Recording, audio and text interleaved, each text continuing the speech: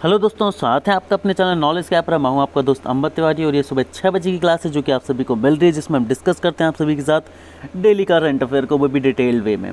यहाँ पर हमारा टारगेट होता है कि हम आपको यूपीएससी, सिविल सर्विसेज एग्जामिनेशन के लिए, स्टेट पीएससीज के लिए और बैंक एग्ज़ाम्स के लिए जो है स्टैंडर्ड करंट अफेयर डिटेल में प्रोवाइड कराएं। साथ में करंट अफेयर के कुछ एमसीक्यूज़ भी हम आपको कराएं।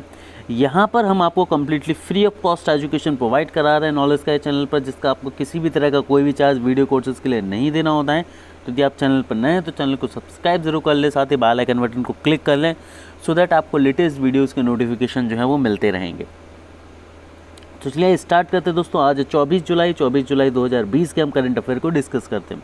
तो हमारी जो पहली न्यूज़ है ये छत्तीसगढ़ से निकल कर आती है कि छत्तीसगढ़ गवर्नमेंट ने गोधन न्याय योजना जो है वो लॉन्च करी है। तो यदि हम बात करें छत्तीसगढ़ के जो मुख्यमंत्री हैं भूपेश बघेल जी, इन्होंने लॉन्च करी है गोधन न्याय योजना, है ना। अब गोधन न्याय योजना को हम शुरू करें उससे पहले मैं बता दूं कि छत्तीसगढ़ के सीएम जो कि हैं भूपेश बघेल और वहाँ के जो गवर्नर है ये अनुसुईया उइके जी। अब बात कर लेते हैं ज़रा हम कि ये क्या है गोधन योजना। तो इस योजना के तहत, किस योजना के तहत, गोधन न्याय योजना के तहत जो छत्तीसगढ़ सरकार होगी वो परचेज करेगी काऊ को, है ना, at the rate of 2 rupees पर केजी। काऊ डंग को ये क्या करेगी, 2 रुपये पर केजी पर बाय करेगी। जो गाय का गोबर उसको 2 रुपये प्रति केजी पर खरीदेगी और इस स्कीम को जो है वो प्रॉफिटेबल कमोडिटी में कन्वर्ट किया जाएगा आगे जाकर।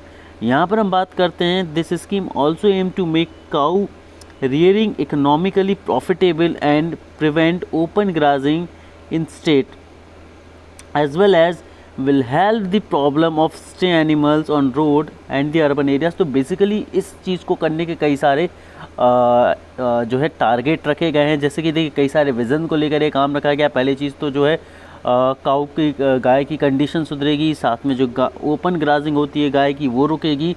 इसके अलावा जो अर्बन एरियाज़ में और रूरल एरियाज़ में सड़कों पर गाय बैठी रहती है, ये जो 3-4 चीज़ें हैं इनको टारगेट करके इनके एवोल्यूशन के लिए इस स्टेप को लिया गया है। यहीं पर हम बात करते हैं जो वुमेन सेल्फ हेल्प ग्रुप होगा इसको प्रिपेयर किया जाएगा, जो कि वर्मी कंपोस्ट बनाएंगे किससे, गाय के गोबर से, ठीक है। और यहाँ पर इसको सोल्ड किया जाएगा 8 रुपये प्रति केजी के हिसाब से, किसको, किसानों को, ठीक है। तो यहाँ पर 2 रुपये प्रति केजी में ख़रीदा जाएगा। सेल्फ हेल्प ग्रुप की मदद से वर्मी कंपोस्ट बनाया जाएगा उसका, और उसे 8 रुपये प्रति केजी में फार्मर्स को फिर बेचा जाएगा उर्वरक बनाकर। अगली न्यूज़ है बैंकिंग सेक्टर से। तो bank of Baroda roles out Insta click saving account, है ना। तो roles out Insta click saving account. हम ज़रा बात कर लेते हैं कि जो इंडिया का 3rd largest public sector bank है जो कि बैंक ऑफ बड़ौदा है, इन्होंने लॉन्च किया है इंस्टा क्लिक सेविंग अकाउंट को। इन्होंने रिसेंटली क्या लॉन्च किया हुआ है, इंस्टा क्लिक सेविंग अकाउंट, है ना। एक ये 100% paperless digital self assisted online saving account है जो कि आप खोल सकते हैं बैंक ऑफ बड़ौदा के साथ। यहाँ पर हम बैंक ऑफ बड़ौदा के बारे में छोटी सी इन्फॉर्मेशन ज़रूर नोटिस करेंगे कि बैंक ऑफ बड़ौदा का जो हेडक्वार्टर है वो गुजरात में है। बैंक ऑफ बड़ौदा के एमडी और सीईओ संजीव चड्ढा हैं।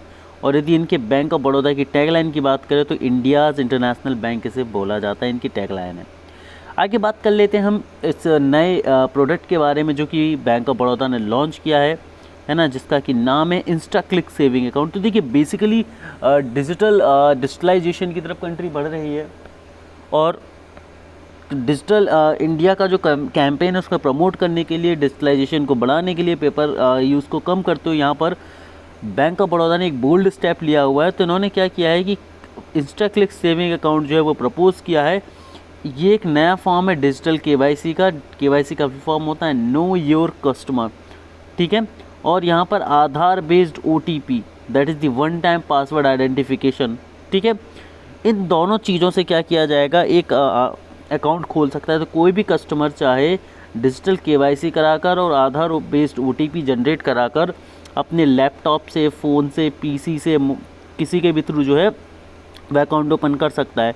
This account is activated in real time which means the customer can start transacting using the Baroda M Contact Plus application with the M pin received on the mobile number immediately। तो यहाँ पर bank of Baroda की जो mobile application है M+ contact application, इसके through आप एक M pin generate करके अपने मोबाइल नंबर के थ्रू अपने अकाउंट ओपन कर सकते हैं। और यहाँ पर हम बात करते हैं the product also offers customers to open option to subscribe to a wide range of digital channels like mobile banking, internet banking, UPI payments, ठीक है ना, and many more application as well. आगे हम बात कर लेते हैं कुछ और चीज़ें अगली इन्फॉर्मेशन के बारे में। तो अगली हमारी जो न्यूज़ है वो आती है Alok Mishra becomes the new CEO and director of MFIN, है ना, माइक्रो फाइनेंस इंस्टीट्यूशन नेटवर्क से ये क्वेश्चन है, एक न्यूज़ निकल कर आती है कि माइक्रो फाइनेंस इंस्टीट्यूशन नेटवर्क जो है इसमें अपॉइंट किया गया है आलोक मिश्रा को as a chief executive officer और डायरेक्टर। तो MFSI के जो नए चीफ एग्जीक्यूटिव ऑफिसर या डायरेक्टर जो है वो आलोक मिश्रा जी हैं, और ये अपॉइंटमेंट जो है वो 1 अगस्त 2020 से इनकी शुरू हो जाएगी। और डॉक्टर मिश्रा जो हैं वो हर्ष श्रीवास्तव को ओवरटेक करेंगे, हर्ष श्रीवास्तव को रिप्लेस करेंगे। और इनका जो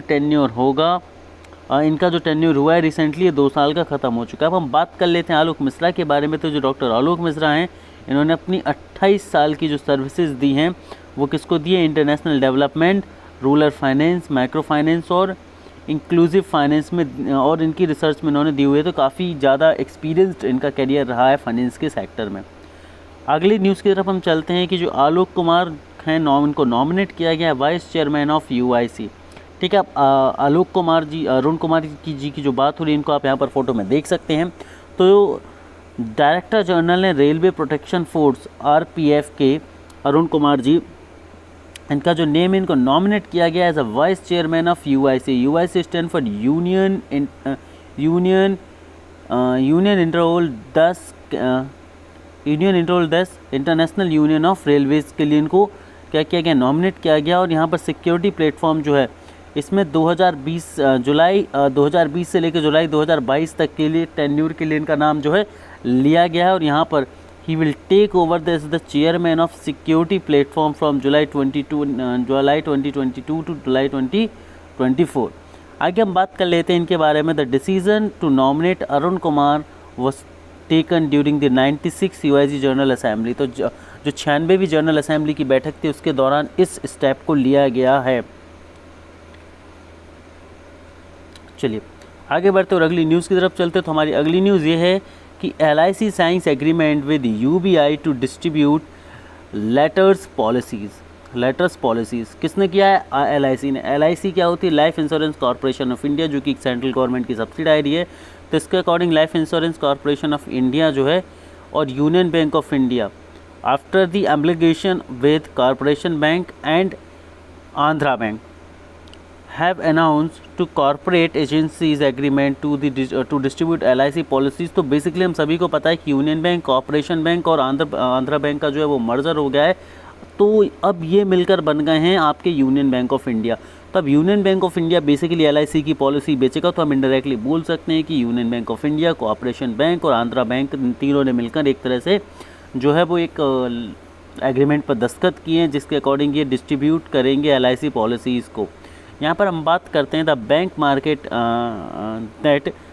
bank will market LIC product of term insurance mention, मतलब LIC के जितने भी प्लान्स होते हैं उन सभी की मार्केटिंग करेंगे और उनकी सेलिंग करेंगे बैंक इंश्योरेंस चैनल के थ्रू।